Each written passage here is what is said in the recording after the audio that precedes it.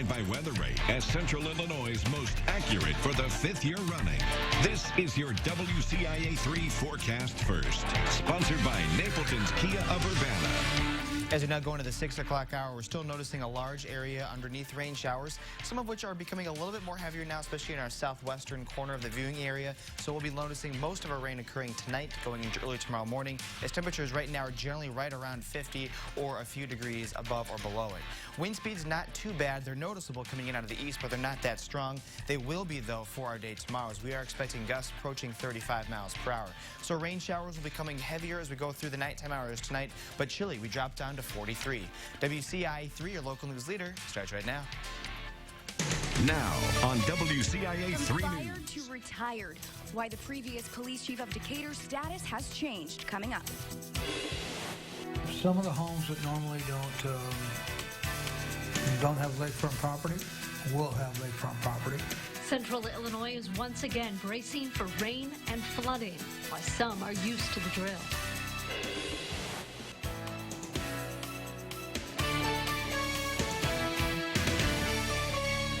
News leader.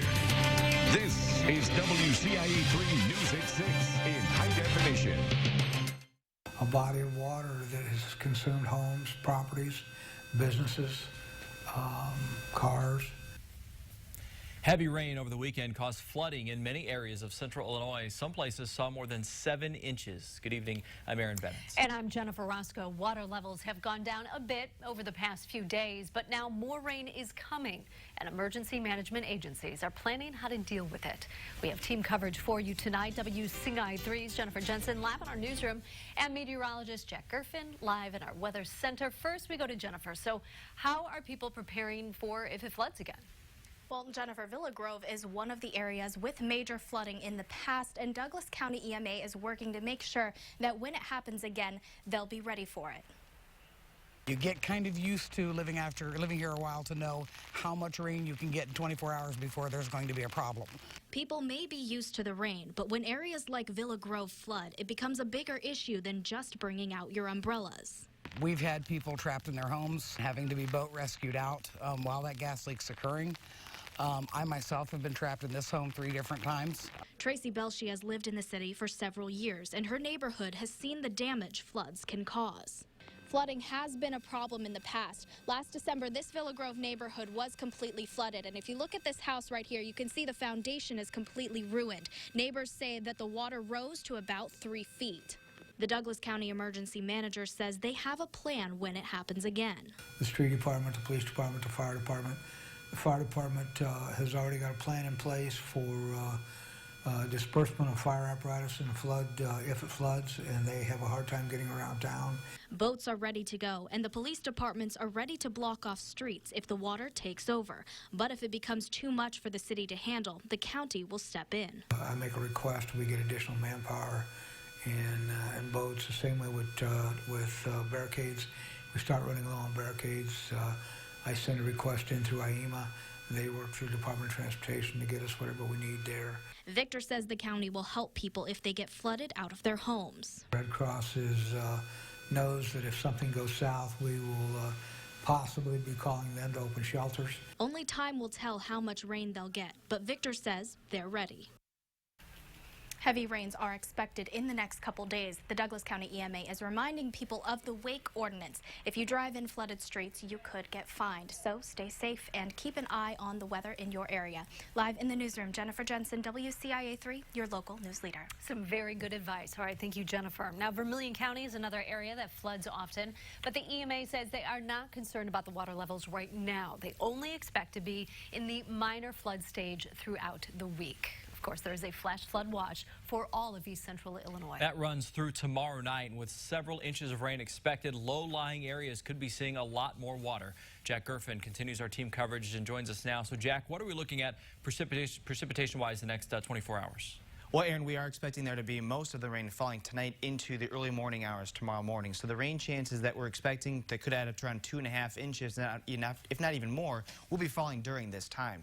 As we take a look, though, at our warnings and alerts, we do have flash flood watches for a majority of the counties across central Illinois, and we are expecting that to go through much of the day tomorrow. The individual flood warnings along bodies of water, those will be lasting a little bit longer after that. But you're noticing rain chances and showers already moving through central Illinois. Noticing also some of those yellows coming in as well. Those are generally your heavier rainfall amounts. Those are expected, like I said, to be the heaviest evening hours tonight going into the very early morning hours of our tomorrow morning. Aaron? All right, Jack, thank you. A former police chief and the city of Decatur have decided to settle their lawsuit.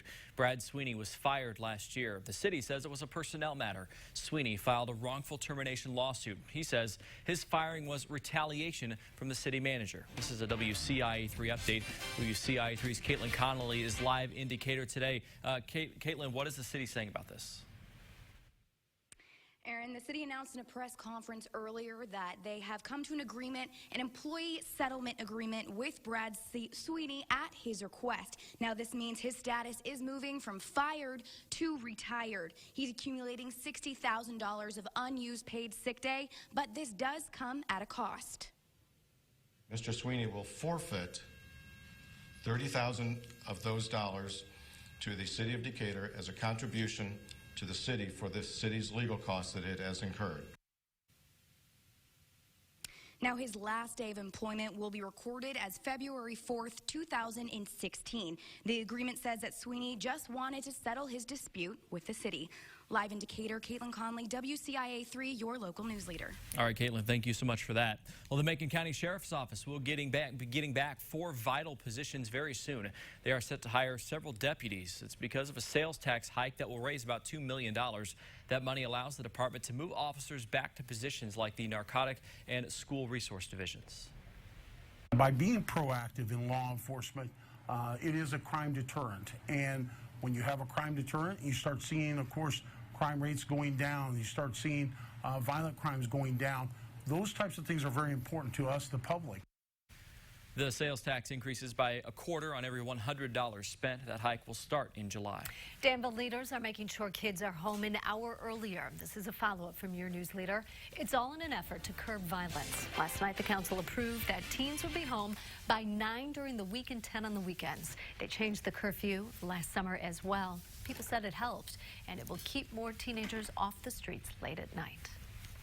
Danville's finest, they will be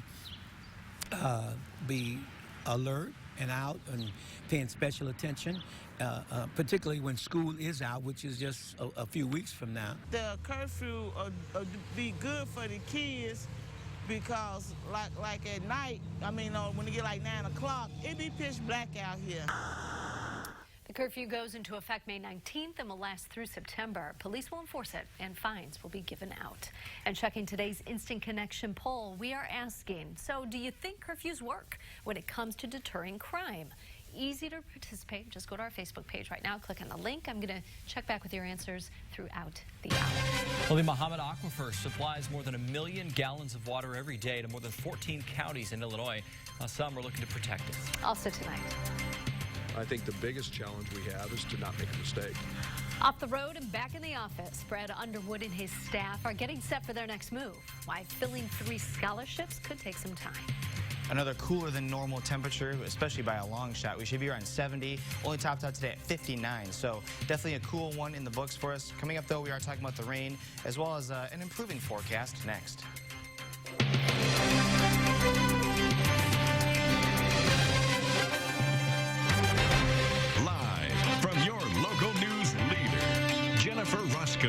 Aaron Bennett, Central Illinois' most accurate forecast, and Brett Bairns on sports. You're watching WCIA 3 News at 6.